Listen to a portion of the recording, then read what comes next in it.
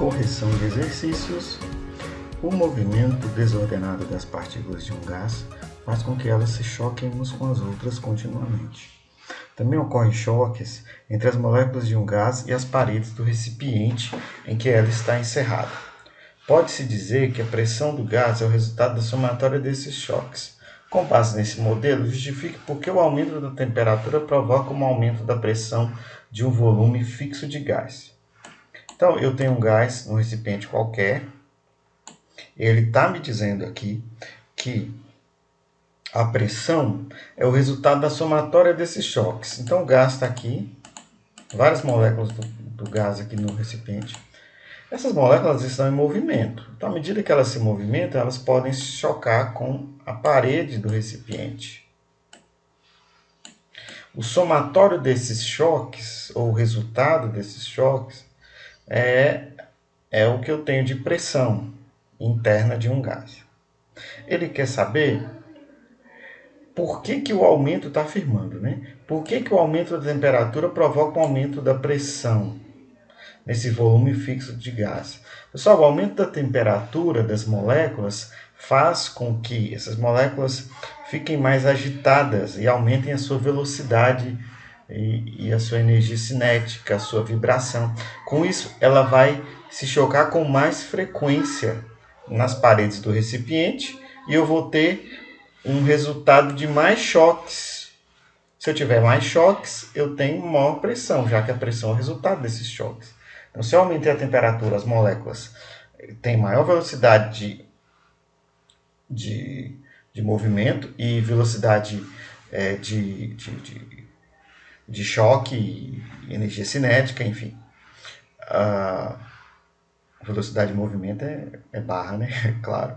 Então, assim, eu tenho mais choques, porque eu aumento a temperatura, eu tenho uma maior pressão. Essa é a resposta. Porque o aumento da temperatura aumenta a velocidade das moléculas. Essa é a resposta. Exercício 2. O que acontece com a pressão do pneu de um automóvel que sofre aquecimento por atrito com o asfalto num dia quente, admitindo que a variação do volume seja desprezível? Parecido com o exercício anterior. Quando o pneu entra em contato com o asfalto, a temperatura aumenta, já que eu estou no dia quente. Temperatura aumentando, o gás que está ali dentro do pneu, ele vai se chocar novamente com mais velocidade nas paredes do pneu, o que aumenta a pressão, já que o número de choques vai ser maior numa temperatura maior. Então, a pressão aumenta devido ao aumento do número de choques. Beleza? Essa é a resposta. A pressão aumenta devido ao aumento do número de choques. Exercício 3. Supondo que a velocidade média de um gás em um recipiente fechado seja de 5 vezes 10 a 4 para 10 vezes 10 a 4. Podemos afirmar... Pessoal, esse exercício aqui foi um equívoco, porque nós não entramos nesse conteúdo ainda. Vou precisar da constante do gás, ok? Que a gente não viu ainda, constante R. Tá? Então, esse exercício vai ficar mais para frente um pouco. Depois a gente volta nele. Entrou aqui de bobeira. Vamos para o 4. Em um dia quente, uma pessoa usou um desodorante, fechou a embalagem plástica e guardou-a no armário do banheiro. Alguns dias depois, no dia frio, essa pessoa procurou pelo desodorante e surpreendeu-se ao ver que a embalagem estava murcha.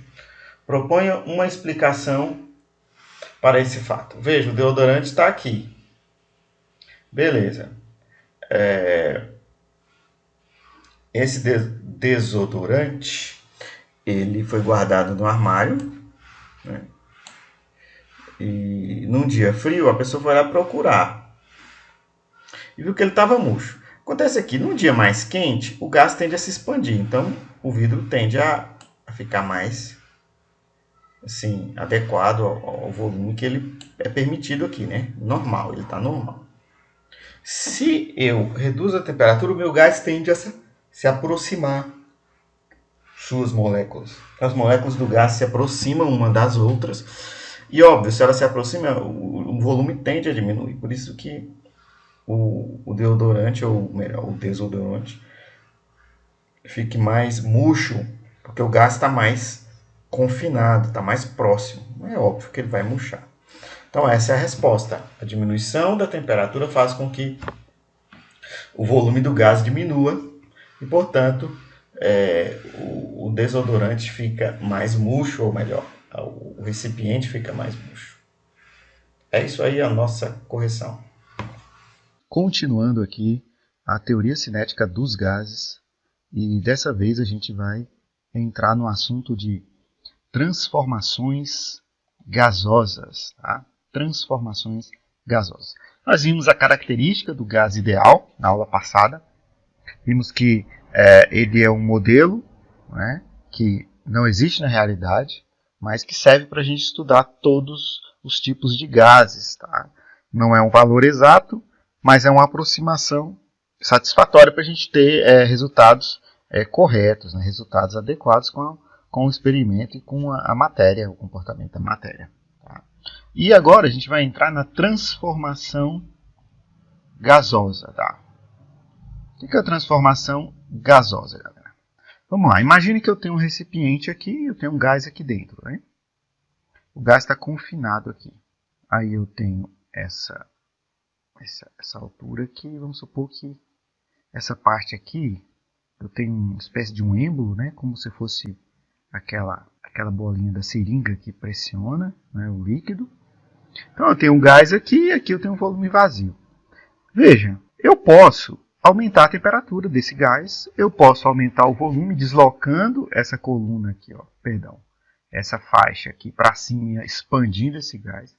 Eu posso aumentar a pressão também, que é diminuindo o volume aqui, tá? E aumentando a pressão.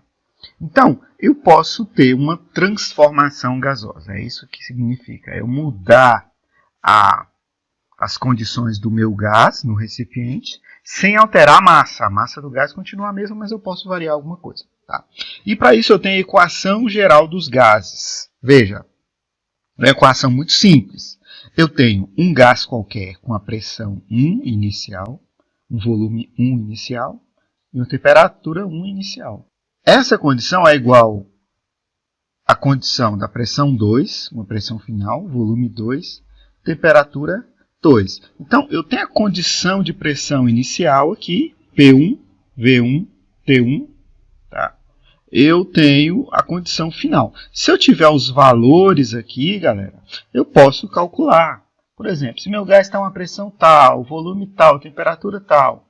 Se eu mexer na pressão e na temperatura, qual vai ser o volume final? Enfim, a gente pode mexer com essa equação e calcular várias condições. Só lembrando que a temperatura nós vamos trabalhar em Kelvin. Tá? E o fator de conversão de Kelvin para Celsius é esse aqui. Ó. Temperatura em Kelvin é igual a temperatura em Celsius mais 273. Então, se você tem lá temperatura em Celsius de 25 graus, né? Se você quer passar para Kelvin, você tem que somar com 273. Aí ficaria 25 mais 273. Então, a gente vai usar esse fator de conversão. Essa equação se aplica. Substância no estado gasoso, cuja quantidade permanece inalterada, ou seja, eu não posso aumentar a massa do meu gás. Aí já é outra situação. Né? Com a pressão na mesma unidade em ambos os membros, ou seja, se a pressão aqui está numa unidade, a pressão do outro lado também tem que estar na mesma unidade. Com volume na mesma unidade também. Se eu estou trabalhando em litro, tem que trabalhar em litro com todo mundo. Estou trabalhando em metro cúbico com todo mundo.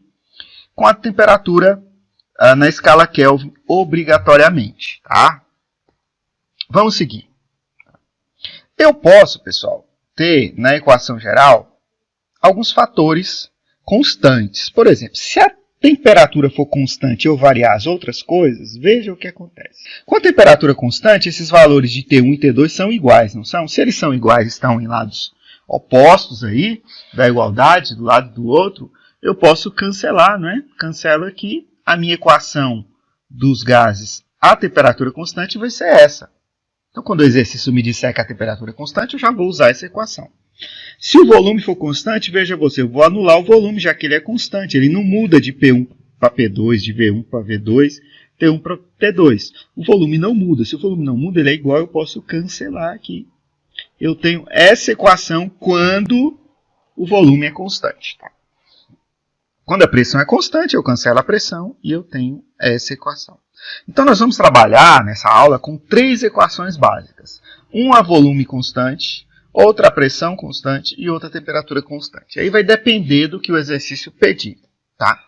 Em resumo, nós damos nomes para essas transformações. Transformação a temperatura constante, está aqui a fórmula, a gente chama de transformação isotérmica, tá? Isotérmica. Iso é igual e térmica vem de temperatura, tá? É a temperatura que não altera.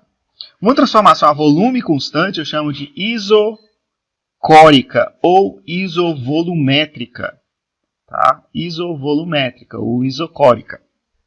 Ou seja, o volume não altera. E eu tenho a transformação isobárica, tá? Iso igual, bárica vem de pressão, tá? Pressão constante, ok? Para cada tipo de transformação eu tenho uma fórmula a ser utilizada. E aí, atenção que quando a gente for resolver o exercício, a gente vai utilizar uma delas a depender da necessidade. Então vamos lá para os exercícios resolvidos. Veja bem, exercício 1. Uma amostra de gás nitrogênio está submetida a 0,3 atm, isso aqui é pressão, né? atm, em um recipiente de 2 litros, volume. Então veja bem, eu tenho um recipiente aqui, o volume é 2 litros, isso aqui é meu início, né? Meu início. O volume é 2 litros. Eu vou alterar esse recipiente aqui na condição final. Então ele está 0,3 atm aqui e 2. Mantendo-se a temperatura fixa, olha a informação aqui. Se a temperatura é fixa, significa que ela é constante. O volume alterado, até se atingir a pressão de 1,2, ele está afirmando, né? O volume é alterado até atingir essa pressão de 1,2. Qual é o volume final? Então veja, eu tenho uma condição inicial de 0 atm, 0,3, perdão, e 2,0 é a condição inicial. O que eu altero na final? Altero a final, minha pressão vai para quanto? Para 1,2 atm. O que eu mantenho fixo? A temperatura. Então, a temperatura constante. Então, você volta lá, tá? A temperatura constante, eu uso qual fórmula? Eu uso essa fórmula aqui, né? Veja bem. Isotérmica, T fixa, T constante. Então, eu vou usar essa aqui. P1 vezes V1 igual a P2 vezes V2. P1 é igual a quanto? 0,3, a minha condição inicial. V2, 2,0, minha condição inicial. Veja, a condição inicial, o texto diz, uma amostra está submetida a 0,3 e 2 litros. Mantendo-se fixo, o volume é alterado, ou seja, vai ser no futuro, é alterado para atingir alguma coisa. Essa é a condição final. Então, a minha inicial está aqui. A final é para atingir 1,2, tá? E ele quer saber qual é o volume. Galera, aqui é muito fácil, eu multiplico aqui 0,3 por 2 e divido por 1,2, eu já fiz direto aqui, tá? Eu tenho 0,5 litros o meu V2. Beleza? De boa. Olha o exercício 2. Uma amostra de gás encontra-se num recipiente fechado e indeformável, a menos 73 graus Celsius. Então, aqui é a minha temperatura, menos 73. E 60 kPa. Tá? Isso aqui é a unidade de pressão. Não me preocupar com isso não, tá? Ele vai dar a unidade de pressão, a gente vai trabalhar com o que ele der, tá? Se a temperatura for elevada até 77, qual será a nova pressão? Veja bem, qual fórmula eu vou usar? Eu tenho que ver se está a volume constante, a temperatura constante ou a pressão constante. Veja, a temperatura alterou de menos 73 para 77. A pressão alterou, porque ele quer uma nova pressão. Qual será a nova pressão? E ele dá uma dica aqui também, ó. Um recipiente fechado e indeformável. Se o recipiente é indeformável e o volume do gás é o volume do recipiente, significa que não houve alteração de volume. Se não houve alteração de volume, a gente volta lá na nossa lista de equação e vai ver que a volume constante, a equação que eu uso é essa aqui, não é verdade? Então, P1 sobre T1 igual a P2 sobre T2. Só lembrando, eu preciso ter a temperatura em Kelvin. Então, lembra, para mim achar Kelvin, eu tenho que pegar a temperatura em Celsius e somar com 273, não é isso que a gente viu? Então, menos 73 mais 273 dá 200. 77 mais 273 dá 350. Repito a minha fórmula aqui, né? Então, eu tenho em cima 60 dividido por 200, tá? Que é igual a P2 dividido por 350. Ele colocou as unidades aqui. Multiplicando cruzado aqui, pessoal, e fazendo a divisão devida, eu tenho P2 igual a 105 kPa. Tá? Então, a pressão a gente trabalha com a unidade que ele der. Se der em ATM, a gente vai trabalhar em ATM. Se der em kilopascal, trabalha em kilopascal. Se der em torr, em milímetros de Hg, tanto faz, tá? Não importa. Você trabalha com a unidade que ele der. Tá? Então, vamos trabalhar ainda com transformação de pressão, de unidades ainda, tá? Por enquanto, vamos aprender os cálculos aqui. Tá? Olha outro exercício. Um balão selado, quando cheio de ar, tem volume de 50 metros cúbicos a 22 graus Celsius. E é uma dada pressão. O balão é aquecido, assumindo-se que a pressão é constante. Pressão constante. A que temperatura estará o balão quando seu volume for 60 metros cúbicos? Vamos lá, galera. Se a pressão é constante, eu vou lá na minha listinha de equação. Ó, a pressão constante, qual é a forma que eu uso? Essa aqui. Beleza, então vamos lá. V1, T1, V2, T2, tá? Só que eu preciso passar a minha temperatura para Celsius. Então, eu tenho TK igual a TC mais 273, TK é 22 mais 273, TK é 295. Tenho a minha temperatura inicial, tenho o meu volume inicial e final, veja, é 50 metros cúbicos, tá? E ele quer a temperatura quando o volume atingir 60. Então, a ideia é essa aqui, ó. Eu estou com o volume aqui é 50. Eu vou passar o meu frasco para um volume, o meu gás, para um volume maior, né, de 60. A temperatura T1 aqui é 1. Né? A T2 aqui é o que ele quer saber. Né? T1 aqui a gente sabe que é igual a 22. E a T2 no próximo recipiente é o que ele quer saber. Então, você vem V1, T1, V2, T2. Tá? Você pode isolar T2, que é o que você quer aqui, sem problema. Tá? Então, T1 é 295 Kelvin, você achou. O V2 é a área final.